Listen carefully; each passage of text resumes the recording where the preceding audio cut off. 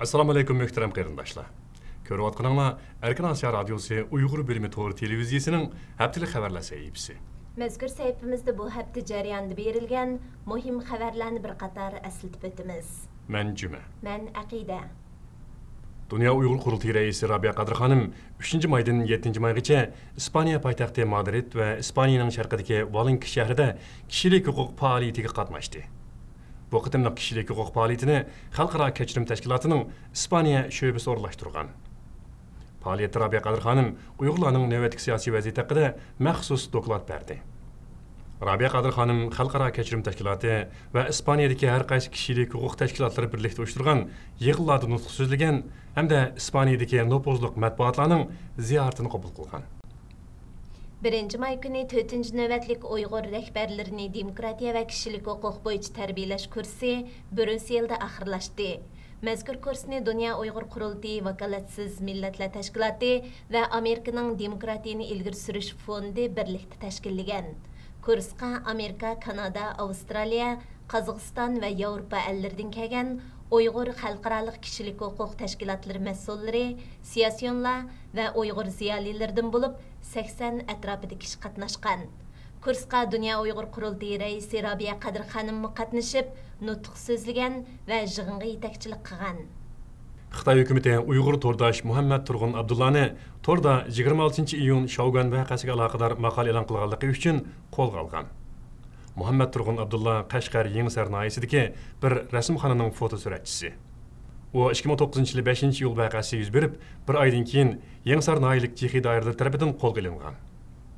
Ma'lum bo'lishicha, Muhammad Turg'un Abdulla 26-iyun Shaugan voqeasi bilan 5-iyul Urumchi voqeasi oralig'ida to'rda maqola e'lon qilib, kishilarning barobarlikka ehtiyoji borligini ilgari surgan. O Uyg'ur va Xitoy tillarida e'lon qilgan har bir kishining barobarlikka ehtiyoji bor degan maqolasida doiralarning Shaugan voqeasiga tutgan pozitsiyasini tanqidlab, haqiqiy ahvolni yo'shirish, haqiqatni inkor qilganlikdir degan edi.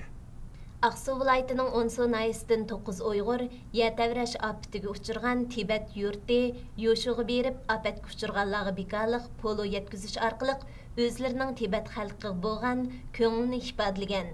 Xabarda aytilishicha, Onsu nayisi tinchlik qatnash shirkatining mas'uli Ahad To'qson boshliq 9 Uyg'urni o'z ichiga olgan 13 odam yo'shug'i kelgan. Mazkur Uyg'urlar cho'ng dash qozonda polo tayyorlab, ofatga uchirgan kishilarni tamoqlantirgan. Qisqagina bir qancha kun ichida 3000 dan ortiq odam ularning polosini yegan. Markaziy Parijdagi Chegirsiz muxbirlar tashkiloti doklad e'lon qilib, Xitoy raisi Hu Jintau'ni axborot kuchandlarining tizimligiga kirgizdi. Chegirsiz muxbirlar tashkiloti 3-may axborot erkinlik kuni munosabati bilan doklad e'lon qilgan edi. Dokladda dunyodagi axborot erkinligini bo'g'digan siyosiyon, hukumat amaldorlari, diniy rahbar, qurolli guruh va jinoiy tashkilotlardan 40 shaxs va guruhning tizimlik turg'izib chiqilgan. Bu kishilarga axborot erkinligi kushandisi deb nom berilgan. Tizimlikdagi shaxs va guruhlarning axborotni qo'llamaydiganligi, ularning axborotni dushman o'rnida hisoblab, muxbirlarga zarba berdiganligi ilgari surilgan. Markaziy Parijdagi Chegirsiz muxbirlar tashkilotining Osiyo ishlari mas'uli Winston Brussel Hu Jintau'ning mazkur tizimlikka kirgizilish sababi haqida to'xtaldi. O Xitoydan nurg'un muxbirlar turmaga tashlanganligi, Hu Jintau'ning ularni qo'yib berishga kuch chiqarmaganligini bildirdi.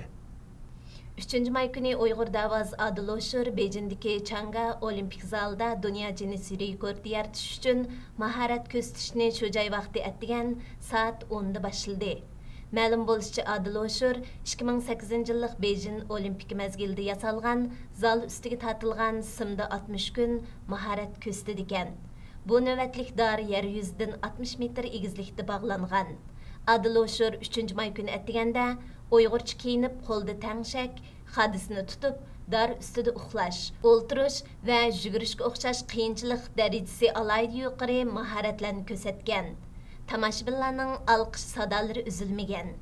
2010-yil 4-ayning 28-29 kunlari Istanbulda 4-navbatlik xalqaro o'quvchilar madaniyat ko'rgazmasi o'tkazildi.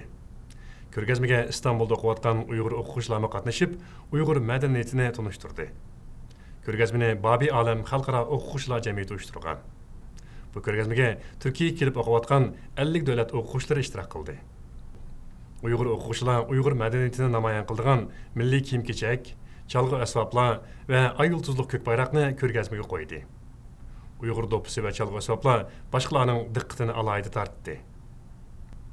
Dünya Uyghur Qurultayının baş katibi Dolqun Aysa Efendi, Avrupa Komiteti ve Gollandiya Tashqi ishlar ministerligidagi munosabatlik xodimlar bilan ko'rishib, Sharqi Turkiston vaziyati bo'yicha suhbat ilib bordi. Dolqun Aysa Efendining bildirishicha, 3 may kuni u Avrupa Komitetining bir qism rahbarlari bilan suhbat ilib borgan. Suhbatning asos mazmuni 5 iyul vaqasi va uningdan keyin Uyg'urlar qarta yurgizilgan tutqun qilish, uzluksiz o'lim jazosi berish masalalari ustida bo'lgan.